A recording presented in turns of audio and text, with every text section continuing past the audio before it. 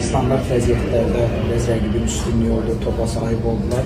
Amma qoldan sonra da futbolçular biraz özlərinə gəldilər. Yaxşı hücumlar oldu. Yəni, işlədiyimiz, çalışdığımız, istədiyimiz hücumlar oldu. Yenə deyirəm, Nəriman 2 dəqiqədə təkbirdə 7 oldu. Bugün çox yaxşı mübarizə apardı. O da çoxdan da oynanırdı. Zədədən qayıtmışdı.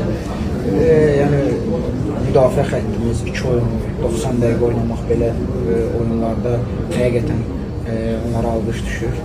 Məncə sona qədər ümidimiz var idi və son dəqiqələrdə hətta biraz hakim məncə tez qutardı oyunu.